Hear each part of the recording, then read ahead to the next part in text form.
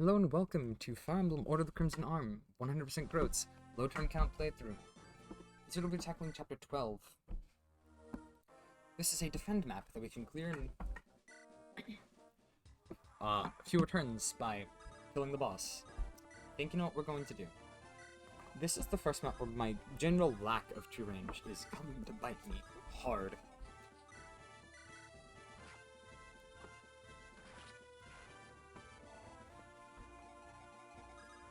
I have to have javelins on Lonnie and Sven, which means that I only have a very low use javelin for alchemist use, which is highly unfortunate. I also had to give one to Negu so that she's able to get her experience up. Now that she's reached different glances, she's actually a combat capable unit. Kind of. We get a new unit here. By the way, I made a huge mistake when I was doing this run. I absolutely forgot that I needed to buy a fire tome here. I thought that the one that I got from Beatrice would be enough to get Evelyn's tome rank up from E to D, but it wasn't, as it turns out. So, just imagine that I bought an extra fire tome here. I did have to go back and record this map with buying the fire tome. Just kidding, I cheated one in and deducted the funds. But it doesn't really matter. We get a new unit I forgot to talk about. She's an axe cavalier named Dita. We don't care about her. She does exactly, like, 3 things in this playthrough. One is hitting a monk with a hand axe just to weaken him for another unit.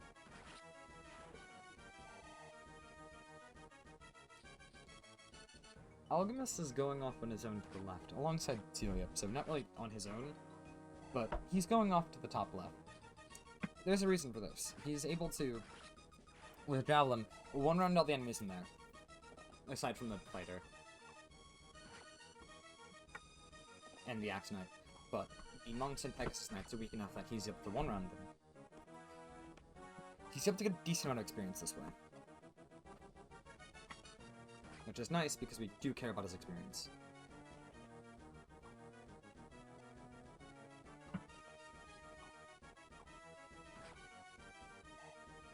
Lonnie is able to get a lot of things done in this map. The boss of this chapter is very, very slow. He's very bulky. He's decently fast. Sven cannot double him with Killer Axe, because of course he can't. And he carries a very, very useful item.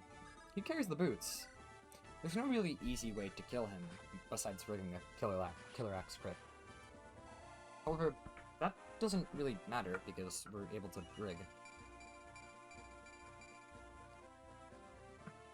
There is a horse lair that we do obtain in this map. We don't use it much, if ever, but it is nice to have.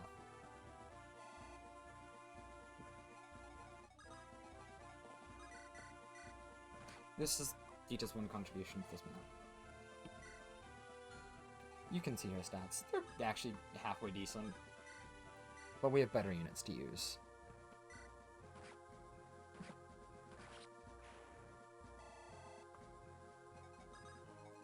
My point, we just don't use her instead of Negu. Negu has lances, which are generally more useful.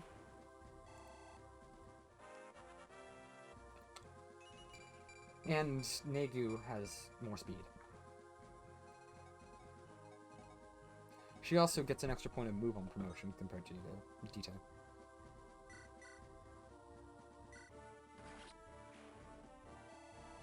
Then it doesn't really matter which filler mounted unit we use for combat. And I just like Negu more. As you can see, her stats are better than Dita's and she's at the same level.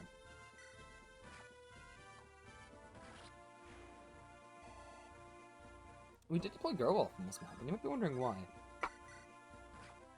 I thought that I might have to use him to destroy a snag. I did not have to use him to destroy the snag.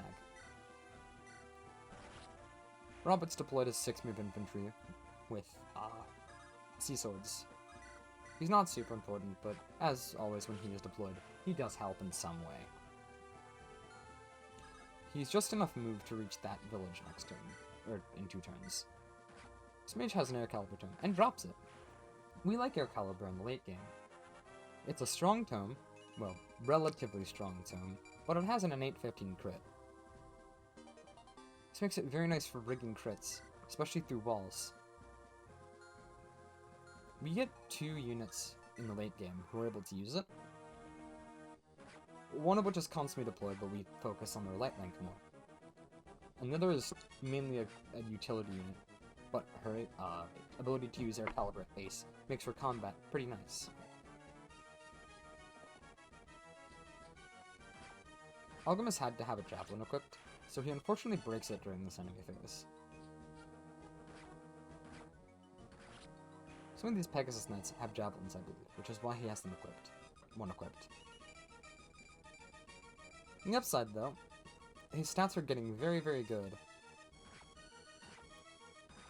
As are Lonnie's. Her training arc is almost complete. We wanted her promoted by Chapter 14, because having a second 8-move unit with good stats is nice. Her res and defense are high enough that he'll actually be tinking some enemies in the next enemy phase. Which is always nice to see. Especially from an unpromoted unit. Alchemist's javelin breaks here, which is unfortunate. But it is kind of necessary.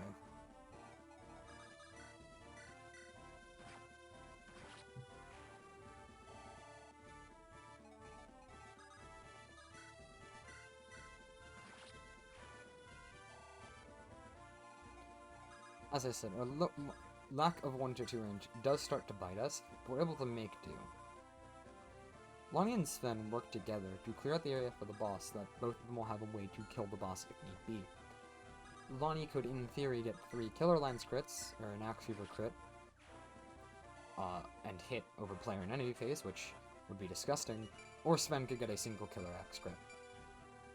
I think you know which one I'm going to go with. Especially considering I've already said it. Now, let's talk about the boots. This boss drops them, if I haven't already said that. I'm not wondering who they're going to. You'll see next time, but I will tell you the candidates for them. Not surprisingly, there are 2 flyers right now. However, we also get our Dancer on the next map.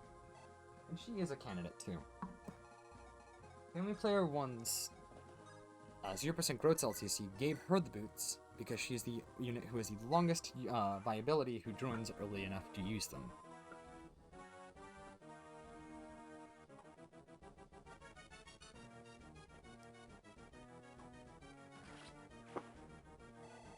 Lonnie is a candidate.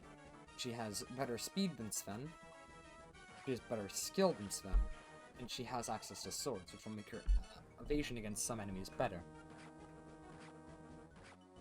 Sven, on the other hand, has much better stats than Lonnie right now, and while he is slower, so he'll get slowed down more by carrying Alchemist in the late game, or another unit, that doesn't really matter, because he'll be able to killer crit things because he has higher strength. Enough strength to one-shot things with just 1 crit as opposed to 2. I'll leave the guessing of who the boots goes to as an exercise for the reader.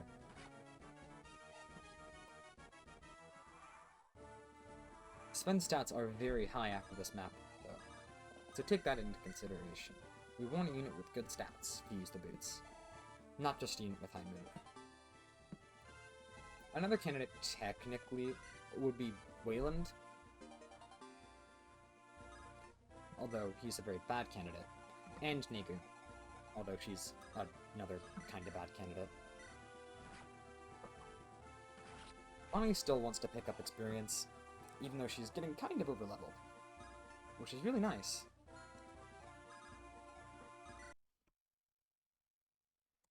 I have to stop playing the movie file here.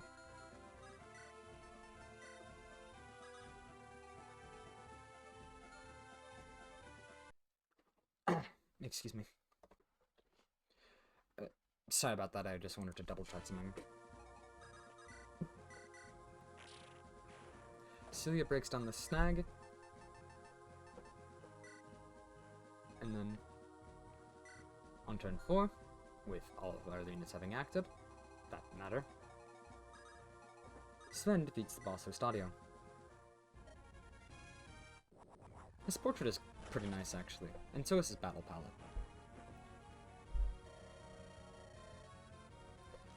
We kill Stadia.